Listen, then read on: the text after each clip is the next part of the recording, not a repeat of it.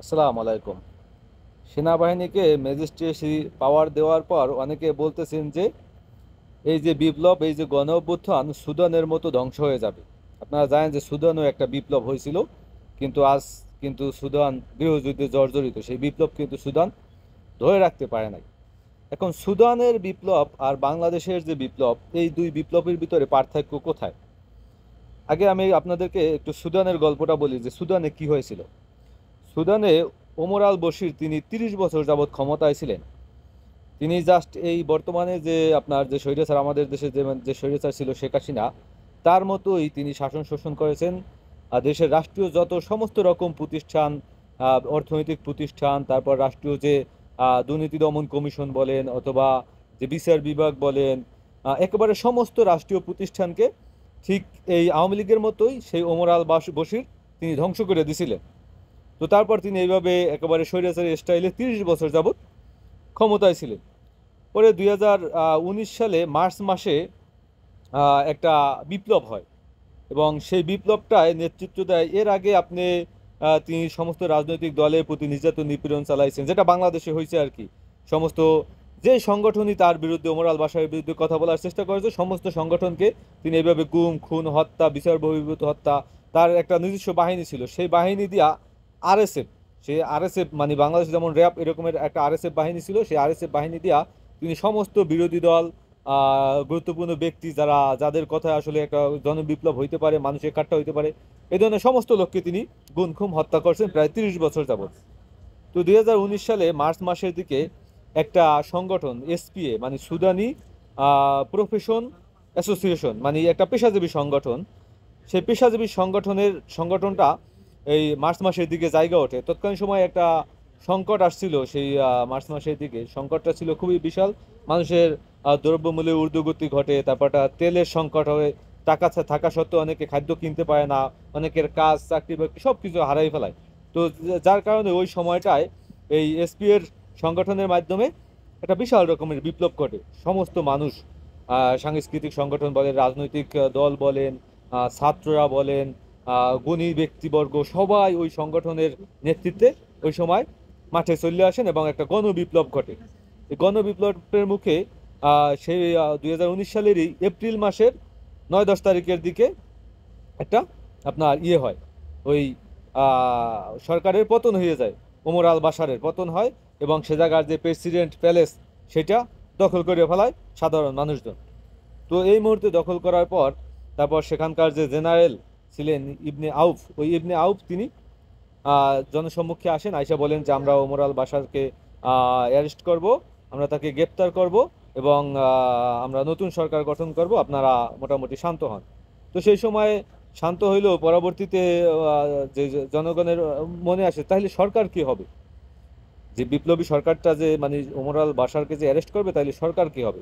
তারপর আবার ওই প্যালেসে তারা অবস্থান করেন, প্রায় এইভাবে 2 দিনের মতো তারা আপনার ওই প্যালেসে অবস্থান করেন যে সরকার কি হবে, আমরা সেই সরকারের উপরে একটা দেখতে চাই।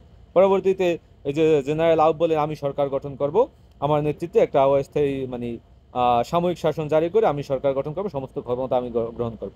তোমার সাধারণ মানুষ বুঝতে পারে যে এই জেনারেল আউফ তো দীর্ঘদিন যাবত ওমর আল বাশারকে সাপোর্ট দিয়ে আসছিলেন। তো ওমর আল বাশারেরই একটা প্রেতাত্মা এই জেনারেল আউফ, তাকে তো ক্ষমতা দেওয়া যাইবে না। তো তারা আবার আন্দোলন শুরু করে। তো পরবর্তীতে আর একজন সেকেন্ড জেনারেল ওখান থেকে বেরোয় আসেন, তার নাম হইল বোরহান। এই বোরহান আইসা আপনার একটা নাটক করেন জনসম্মুখে আইসা তিনি এই ওমর আল বাশার যে দীর্ঘ ৩০ বছর যাবত যে নির্যাতন নিপীড়ন চালাইছে, তারই একটা ঘোর বিরোধিতা করে তার যে সমস্ত রকমের অপকর্ম এই জেনারেল বোরহান তিনি তুলে ধরেন জনসম্মুখে, তুলে ধরে তার একটা খুব বড় রকমের একটা ভাষণ দিয়ে তারপর তার সমালোচনা করেন এবং মানুষের একটা মনে একটা জায়গা করে নেন। তো তারপর সাধারণ মানুষ মাইনে নিছে যে বোরহান সাহেব তিনি এখন সাময়িক আইন জারি করে তারপর তিনি ক্ষমতা দখল করবেন এবং পরবর্তী 4 মাসের ভিতরে তিনি একটা আপনার সিভিলাইজ সরকার দিবেন, ঠিক আছে। তো এই কথা বলার পর পরবর্তীতে এইভাবে চলতে থাকে এবং 4 মাসের পর তিনি একজনকে ক্ষমতা দেন এবং সেই ক্ষমতাটা দেন এইভাবে যে সেখানকার একজন জাতিসংঘের একজন কর্মকর্তা ছিল অবসরপ্রাপ্ত, তার নাম ছিল আব্দুল্লাহ, সেই আব্দুল্লাহকে নিয়ে আসেন, নিয়ে আইসা তারপর তার আন্ডারে একটা ছোট করে অল্প কয়েকজন মানুষজনকে নিয়ে তারপর একটা সরকার গঠন করেন। এবং এখানে এই জেনারেল বোরহান তিনি এই যে 4 মাস ক্ষমতা ছিলেন, এই 4 মাসের ভিতরে সেই ওমর আল বাশারকে গ্রেপ্তার করেন এবং তার যে মানে তার যে সহকর্মীরা ছিল, যারা এই দীর্ঘদিন যাবৎ লুটপাট মানে স্বৈরাচারের দোসররা ছিল, তাদেরকে তিনি বিদেশে পালিয়ে যেতে মানে পালিয়ে যেতে সাহায্য করেন। এই ওমর আল বাশারকে গ্রেপ্তার করে তাকে হাসপাতালে রাখে, মানে তিনি এক প্রকার রাজার হালেই থাকেন আর কি, ঠিক আছে। তো 4 মাস পর যখন সরকার গঠন হয় আবদুল্লাহর নেতৃত্বে, তিনি আবদুল্লাহর নেতৃত্বে সরকার গঠন করেন ঠিকই, কিন্তু সেই সরকারে বিপ্লবী যে জনগণ ছিল, যারা এই বিপ্লব ঘটিয়েছে, তাদেরকে এই সরকারে রাখেন না। এবং আপনার ইয়ে এই যে জেনারেল বোরহান তিনি প্রতিরক্ষা মন্ত্রণালয়ের দায়িত্ব নেন। তিনি এই সরকারেরই আপনার সিভিলাইজ সরকারেরই অন্তর্ভুক্ত হয়ে তিনি একটা দায়িত্ব নেন। সেই মানে প্রতিরক্ষা মন্ত্রণালয়, মানে প্রতিরক্ষা মন্ত্রণালয় তিনি এই সিভিলাইজ সরকারকে সরকারের হাতে তুলে দেন না, তিনি ওই দায়িত্বটা নেন। তো এভাবে একটা হযবরল সরকার গঠন করে। গঠন করার পর তখন এই যে আপনার জেনারেল বোরহান, যেহেতু তার সাথে ওই আগের যে সরকার ওমর আল বশিরের একটা ভালো সম্পর্ক ছিল, তো সেই সময় ওই ওমর আল বশিরের যে রাজনৈতিক নেতাকর্মীরা ছিল, তারা এই দেশের ভিতর অস্থিতিশীল পরিবেশ সৃষ্টি করতে থাকে। একের পর এক ঘটনা, এক জায়গায় হত্যা, এক জায়গায় হাসপাতালে হামলা, স্কুল কলেজে হামলা, এইভাবে মানে একের পর এক হামলা ঘটতে থাকে। ঘটার কারণে এই যে আপনার আবদুল্লাহ, যিনি এই সরকারের সিভিলাইজ সরকারের প্রধান ছিলেন, তিনি 2021 সালে আইসা জাতির উদ্দেশ্যে একটা ভাষণ দেন যে আমি ষড়যন্ত্রের শিকার, আমার কথা এই উমুকে মায় না, আমার কথা মতো আমি দেশ চালাইতে পারি নাই, আমি জাতির কাছে ক্ষমা চাই, আমাকে দিয়ে আর কাজ হইবে না। এটা বলে তিনি আপনার ওখান থেকে চলে যান এবং সরকারের জায়গা থেকে তিনি পদত্যাগ করেন। পরবর্তীতে এই যে জেনারেল বোরহান এবং আরেকটা ছিল যে ওই যে আমি বললাম যে আপনার বশিরের এই যে আপনার ওমর আল বশিরের যে নিজস্ব একটা বাহিনী ছিল র্যাবের মতো, যেমন আরএসএফ, আরএসএফ একটা বাহিনী তিনি করেন, নিজস্ব বাহিনী, ওই যে গুম খুম করার জন্য আর কি। তো এই আরএসএফ এর প্রধান, তার নাম ছিল দাগালো, এবং দাগালো আর এই যে জেনারেল বোরহান, এই দুইটা লোক দায়িত্ব নেন। তো এই যে ক্ষমতা ভাগাভাগি করে দুইটা লোক দায়িত্ব নিয়ে তারপর দেশ পরিচালনা করতে থাকে। তো এইভাবে কিছুদিন করার পরই এখন দাগালো বলে এক কথা, আর এই যে জেনারেল বোরহান তিনি বলে আরেক কথা। এই দুজনের ভিতরে মিলে না, কারণ দুজনেই কিন্তু সাময়িক একটা, দুইজনেই দুইটা সামরিক বাহিনীর প্রধান। তো যেহেতু ক্ষমতার একটা আপনার এ জায়গায় একটা ভারসাম্য আছে, তো সেই জায়গায় একজন একজনকে মানতেছে না, একজন বলে এই কথা আর একজন বলে এই কথা, এইভাবে তাদের ভিতরে একটা আস্তে আস্তে বিভেদ সৃষ্টি হয়। এবং যেহেতু এই দাগালোর আরএসএফ এ প্রায় 1 লক্ষ বাহিনী ছিল এবং তারা ছিল সুসজ্জিত, তাদের কাছে আধুনিক অস্ত্রশস্ত্র ছিল।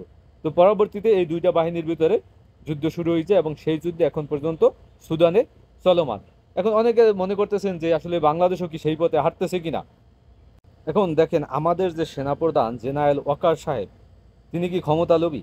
যখন বাংলাদেশের মানুষ আইসা স্লোগান দিছিল যেই মুহূর্তে দরকার সেনাবাহিনী সরকার, তিনি চাইলে তখনই কিন্তু ক্ষমতা গ্রহণ করতে পারতো, এবং ক্ষমতা গ্রহণ করলে সেটা বাংলাদেশের সমস্ত মানুষ তাকে প্রশংসা দিয়া, ফুলের মালা গলায় দিয়া তারপর তাকে ক্ষমতার আসনে বসাইতো।